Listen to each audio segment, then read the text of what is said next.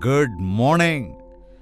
மற்றொரு நாள் நம் தேவனுடைய வார்த்தைகளை தியானிக்கிறதற்கு இவ்வேளையிலே நாம் எல்லோருமே ஒன்று கூடியிருக்கின்றோம். தினந்தோறும் நம் இருதயங்களுக்கு தேவையான தேவ செய்திகளை ஆண்டவர் அருளுகிறார் என்பதை நாம் உணர்ந்திருக்கிறோம். அதற்காக தேவனை நாம் துதிக்கிறோம். அவருடைய வார்த்தைகள் நமக்கான ஜீவ ஊற்று என்பதா.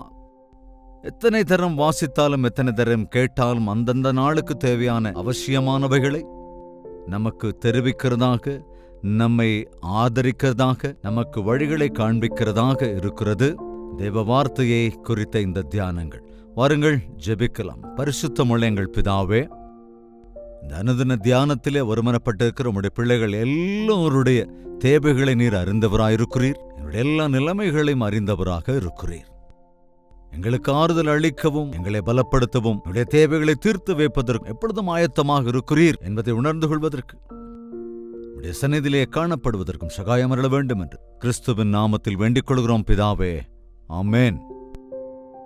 தேவனுக்கு ஸ்தோத்திரம். மறுபடியுமாக இந்த நாளிலே நாம் கூடி வந்திருக்கின்றோம். கிழமைகளை குறித்தெல்லாம் சொல்லப்படவில்லை. ஆனால் 7 நாட்களிலே தேவன் சிருஷ்டியை முடித்ததாக, அதாவது 6 நாட்களிலே அவர் சிருஷ்டியை முடித்து 7ஆம் நாள் ஓய்வாக இருந்ததைப் போல நாமும் கூட 6 நாட்களும் கடினமாக உழைத்து 7ஆம் நாளிலே எந்த வேலையையும் செய்யாமல் தேவனுடைய சந்நிதியிலே நம்முடைய ஆவிக்குரிய வாழ்க்கையை பலப்படுத்திக் கொள்வதற்காக, ஓய்வெடுப்பதற்காக என்கிற அந்த காரியங்களை எத்தனை பேர் கடைபிடிக்கிறீர்கள்? அந்த நாட்களிலே ஒழுங்காக ஆலயத்திற்கு சென்று ஆராதிக்கிறவர்கள் குறைஞ்சு போயிட்டே இருக்காங்க. லாக்டவுனை தொடர்ந்து ஆன்லைன் ஆராதனைக்கு பழக்கப்பட்டுவிட்டு ஆலயத்திற்கு சென்று ஆராதிக்கிறதிலே இருக்கின்ற அந்த பாக்கியத்தை, அதன் முக்கியத்துவத்தை உணர்ந்து கொள்ளாதவர்களாக இருக்கிறார்கள். அதோடு கூட வாரத்துக்கு அட்லீஸ்ட் 2 நாளாவது உபவாசம் இருந்து ஜெபிக்க வேண்டும் என்பது, ஆண்டவர் சொன்னார் அல்லவா, உன்னுடைய நீதி பரிசேயர்களின் நீதியை காட்டிலும் அதிகமாக இல்லாவிட்டால் பரலோகத்துக்கு போக முடியாது. அன்றைய பரிசேயர்கள் வாரத்திற்கு 2 நாட்கள் உபவாசம் இருந்து ஜெபித்தார்களாம். பரிசேயர்களின் ஜெபத்தை பற்றி கவலை இல்லை. ஆனா நாம் தவறாமல் ஜெபிக்க வேண்டும் என்று தேவ ஆவியானவரின் உதவியோடு கூட ஜெபிக்கும் போது ஆவியானவருடைய பலனை பெற்றுக்கொள்வோம் என்பது ஆண்டவர் தாமே நமக்கு சொல்லிக் கொடுத்தார். தாம் செய்து நமக்கு காண்பித்துக் கொடுத்தார். இந்த பிசாசுகளை ஏன் எங்களால் விரட்ட முடியவில்லை என்று சீஷர்கள் கேட்டபோது, இது ஜெபத்தினாலும் உபவாசத்தினாலுமே தவிர அதை செய்ய முடியாது என்றும் கூட ஆண்டவர் சொன்னார். சில பயங்கரமான பிரச்சனைகளிலிருந்து நாம் வெளியே வருவதற்கு, பல கட்டுக்களிலிருந்து வெளியே வருவதற்கு, சாத்தானின் பிடியில் இருக்கிறவர்களை விடுதலை செய்வதற்கு நமக்கு உபவாசத்தின் ஜெபத்தினுடைய வல்லமை வேண்டும். ஆனா உபவாசம் இருக்கணுமே அப்படிங்கிறதுக்காக நாம ஏதோ ஆச்சாரமா உபவாசம் இருக்கிறதுனால பிரயோஜனம் இல்லை, ஆச்சாரமா ஜெபம் பண்றதுனாலே அந்த பிரயோஜனமும் இல்லை. எதுக்காக காலையிலேயே இந்த வார்த்தையை நான் சொல்றேன்னா, இன்னைக்கு சாயங்காலம் சர்ச்சஸ்ல உபவாச ஜெபம் நடக்கும்போது நீங்க காலையிலிருந்தே அதுக்கு ஆயத்தமாகணுமா இல்லையா? டெய்லி காலையில் எழுந்திருக்கும் போதே உங்களுக்குன்னு ஏதாவது திட்டத்தோட நீங்க எழுந்திருக்கிறீங்களா?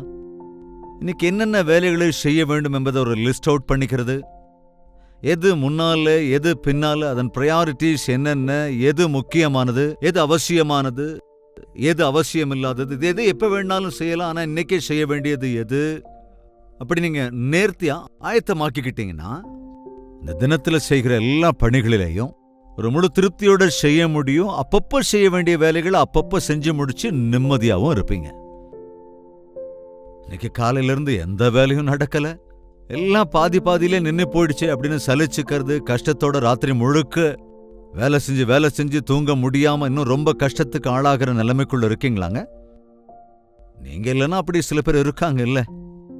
அதனாலதான் அதிகாலமே தேவனிடத்துல ஜெபிக்கிற போது என்னுடைய பழக்கம், என்னுடைய அனுபவம் என்னன்னா, காலையிலே தேவ சமூகத்திலே ஜெபிக்கிற போது அந்நாளிலே செய்த வேண்டிய வேலைகள், பொறுப்புகள் எனும் கடமைகள், அவைகளை தேவன் நினைவுபடுத்துவார். அவற்றுக்குரிய பாரத்தை தேவன் அருளி செய்வார். அந்தப்படி நாம் நடந்து கொள்கிற போது அந்த நாள் முழுவதிலுமே தேவனுக்கு இஷ்டமானவைகளை செய்ய முடியும். அதிலும் அவற்றை பரிபூரணமாகவும் செய்ய முடியும். நம்ம காலில் எழுந்த உடனே படபடப்போட பரபரப்போட இன்னொன்னு என்னென்ன வேலையெல்லாம் செய்யணும் எல்லாத்தையும் அறகுறையா செஞ்சுக்கிட்டு அவசியமானதை மறந்து போய் அவசியமற்றதுல செஞ்சு மாட்டிக்கிட்டு அப்புறம் எதுவுமே செய்ய முடியாத சூழலுக்கு தள்ளப்படும். முதலா நீங்க எழுந்த உடனே ஜெபம் பண்ண பழகிக்கோங்க. தேவ வார்த்தையை தியானிப்பதும் அவசியம்தான். ஆனால் இதற்கெல்லாம் முன்னால நாம் தேவ சந்நிதியில தனிப்பட்ட விதத்தில் நேரம் செலவழிக்க நாம கத்துக்கணும். பார்க்கலாம், வேதாகமத்தை எடுத்துக்க. மத்தேயு எழுதின சுவிசேஷம் 6வது அதிகாரம். மத்தேயு எழுதின சுவிசேஷம் 6ஆம் அதிகாரம் 6வது வசனத்துல பார்க்கும்போது, நீயோ ஜெபம் பண்ணும்போது உன் அறை வீட்டுக்குள் பிரவேசித்து உன் கதவை பூட்டி அந்தரங்கத்தில் இருக்கிற உன் பிதாவை நோக்கி ஜெபம் பண்ணு. அப்பொழுது அந்தரங்கத்தில் பார்க்கிற உன் பிதா உனக்கு வெளியரங்கமாய் பதிலளிப்பார். காலையில எழுந்த உடனே கட்டளை விட்டு இறங்கிருங்க ப்ளீஸ். கட்டளை விட்டு இறங்கி எப்படி உங்க ரூமுக்குள்ளதான் இருக்க போறீங்க. சோ கதவை பூட்டிக்கிட்டு, அதாவது இன்டரப்ஷன்ஸ் இல்லாம தடை எதுவும் இல்லையான்னு பார்த்துக்கிட்டு, அல்லது மாடிக்கு போய் அல்லது தனியா ஒரு இடத்துக்கு போய் தேவனுடைய சந்நிதியிலே தனிமையில் ஜெபிப்பதை பழகிக்கணும். தனிமை ஜெபம் இல்லாத கிறிஸ்தவனுக்கு ஜெப வாழ்க்கையே இல்லாதது போலதாங்க.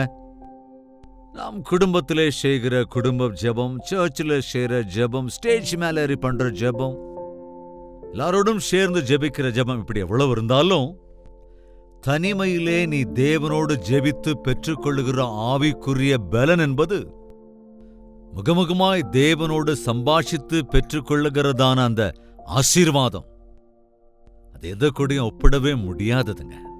நீ உன் அறைக்குள்ளே போய் அந்தரங்கத்தில் இருக்கிற பிதாவை நோக்கி ஜெபம் செய்ய. ஏனென்றால் ஜெபம் நம்முடைய வாழ்க்கையில் இருக்கிற இந்த கிளம்சி, அதாவது எல்லா குழப்பங்களிலிருந்து நமக்கு விடுதலையை கொடுக்கும்.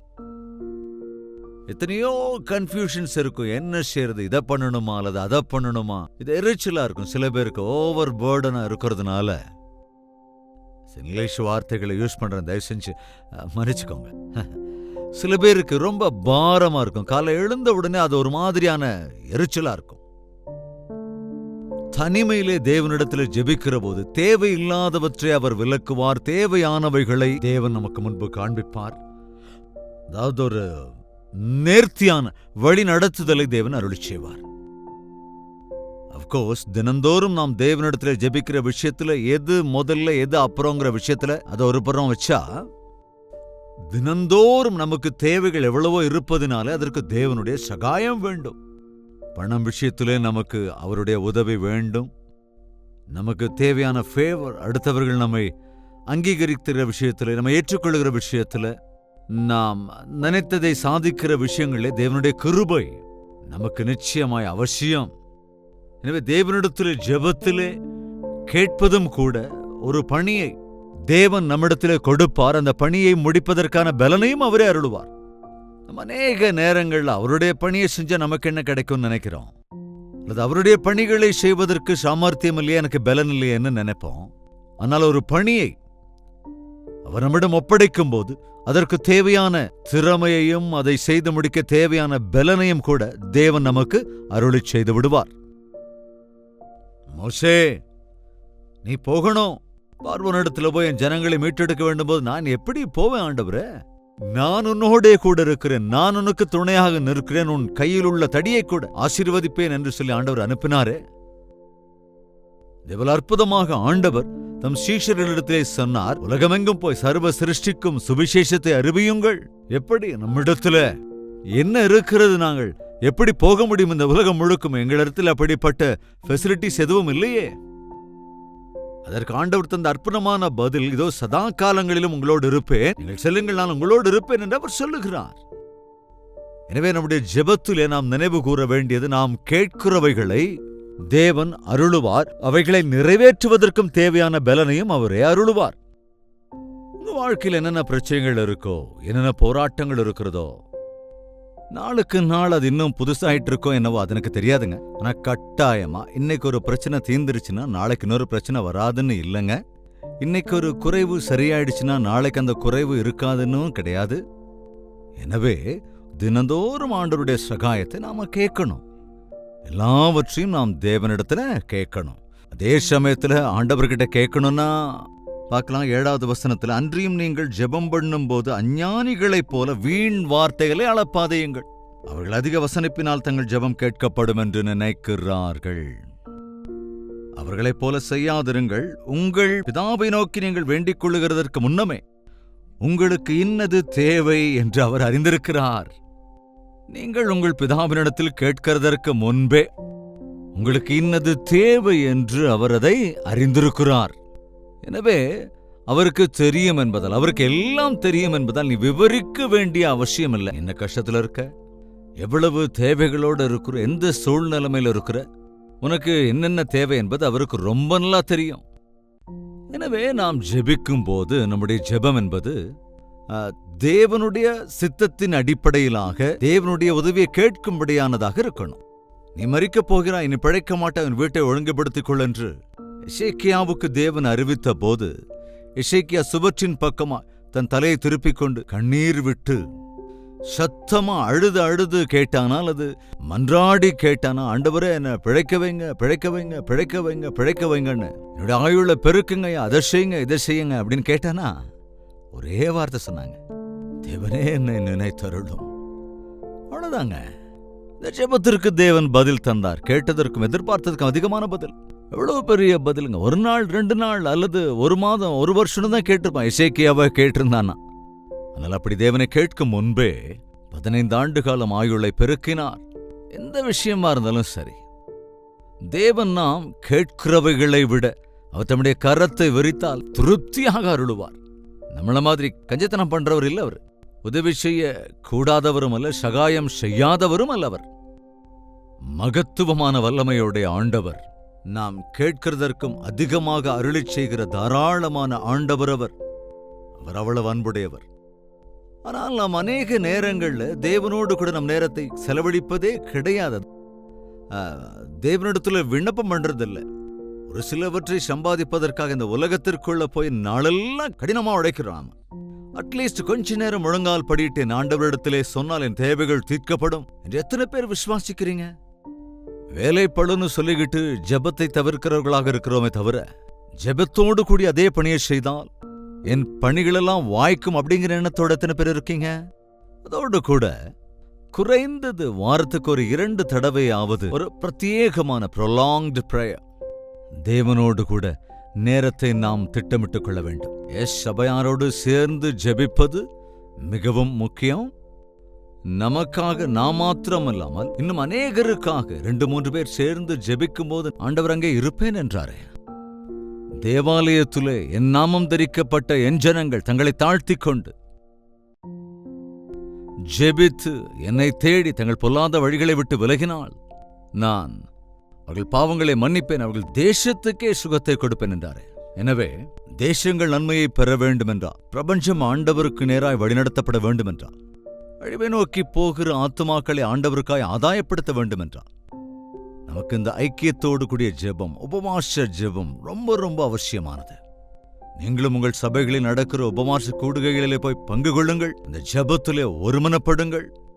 பரிசுத்த ஆவியானவர் நம்முடைய இருதயங்களிலே கிரியை செய்கிற விதத்திலே நாம் முழுமையாக நம்மை அவரிடத்திலே அர்ப்பணிக்க பழக்கப்படுத்திக் கொள்ள வேண்டும்.